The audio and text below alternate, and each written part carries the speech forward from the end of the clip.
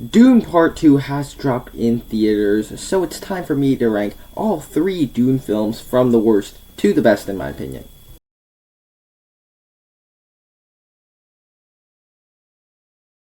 Hi, my name is Nathan, and I talk about a bunch of movies on this channel. If you're new here, down below in the comment section, share your ranking of all three theatrically released Dune films over on my channel. I have more content like this.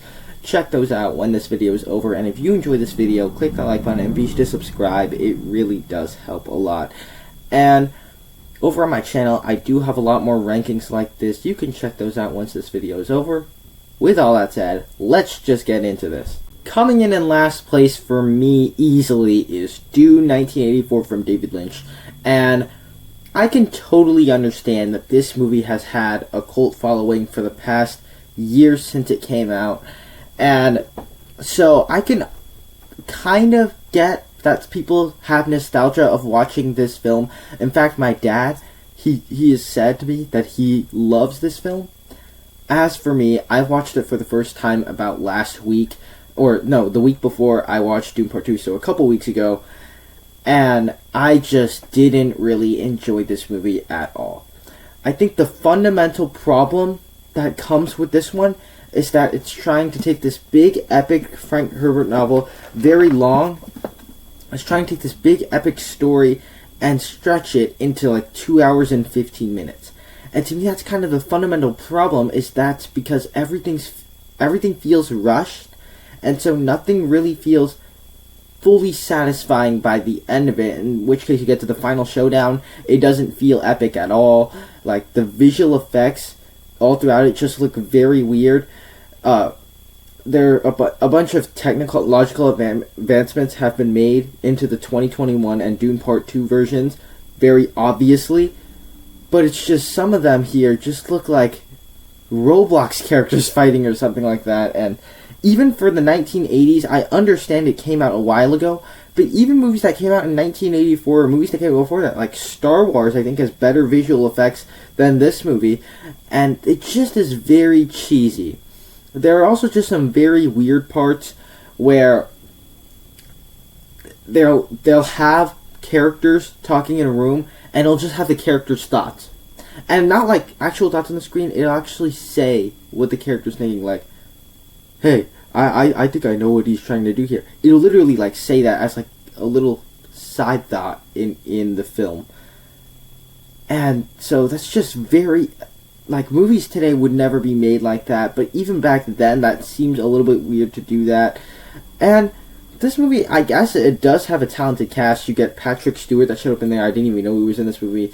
And a bunch of other familiar faces, actors of the 80s. And so it does have quite a stacked cast here.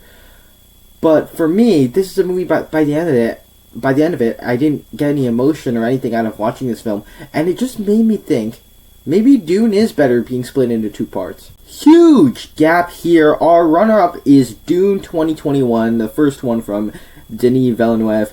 And this is a film that really took me a while to appreciate more. It did come out in the existence of my YouTube channel. I do have a review for it when I was 12 years old. But it took me a while to appreciate what Denis Villeneuve was actually trying to do with this film. As a 12-year-old kid, I can't fully say that I could understand everything that was going on and all the layered aspects of it, and that it was so far removed from what I was used to in the traditional sci-fi that's a movie that I just didn't fully understand back when I was 12 years old. And then I rewatched it in preparation for Dune 2, and I just liked it a lot more than I remembered liking it. Right off the bat, it is very layered, and it is very complex, and it leans away from the traditional sci-fi, and that's exactly, to me, what makes the movie work. It's not aiming to be just a generic traditional sci-fi. It's taking this big, large, epic book novel story, and it's converting it into a big, epic, gigantic story in film, and it doesn't have to rely on big gigantic action sequences. It doesn't have a lot of those. It's really about the story and the characters.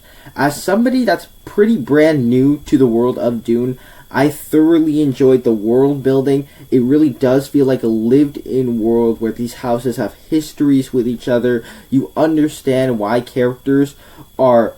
certain houses are against other houses, why certain things are playing out, why Paul here has so much potential in the future. Like, you understand so much of it, and the best part about it, of course, is that it doesn't rely on the big spectacle, and it's just a film that it truly, to me, displays what Denis Villeneuve could do with sci-fi, and it's just a fantastic film, especially on second viewing, where I had to truly sit down, pay attention, and watch it as an older person to actually enjoy this one. This is not a movie, if you're expecting big gigantic action sequences, it's not going to deliver that, but you truly do care about the big gigantic characters, and it can be very epic in scale while not having to rely on the big gigantic action sequences.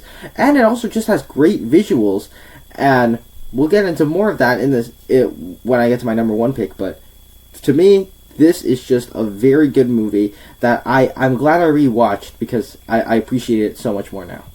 But for me, coming in first place is Dune Part 2, and this movie just takes everything that I enjoy about the first film and just does it a little bit better. Right off the bat, this movie's visuals, the scope, the scale, it's just, all of it is more immaculate than it was in the first film. The visuals, they obviously look fantastic. The scope and scale, it seems very big, and it makes it an epic sci-fi story. The performances are very powerful from beginning to end. You get Timothée Chalamet and Zendaya in the leads, and they just bring so much emotion, and it's really powerful what they can do with their performances. They're real, and it showed me that they can actually act in movies, but even some of the other characters could really act and be convincing as their characters as well. I think of all three movies on this list, this is the one that has the best performances. And while the first film was still complex and layered, like I said, this film is also still complex and layered in a way, but in a way where I found it a lot more straightforward than the first. It's much easier for me to comprehend than the first film, and one that I think 12-year-old me would have found a lot more enjoyable. It's a lot more straightforward than the first, as you understand what characters are trying to do and what they are working against, and it absolutely works, because you absolutely do care about all the characters and the story that's taking place.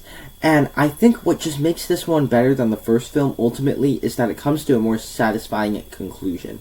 The first film is a part one of a story, and so the first film, by the end of it, left some dangling plot threads, but this one, while it still has stuff to set up for future films, I would say this one is much more satisfying than the previous one, and it makes the first film a lot better. The first film was already one that I really enjoyed, but this one just makes it a lot better.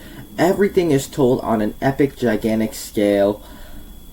It is a bit too long for my liking. It is 2 hours 45 minutes, and that kind of stops me from immediately rushing out to rewatch it, but other than that, this is just a fantastic film. This is very likely to become one of my favorites of the year by the end of the year, so it is my favorite of all three Dune films.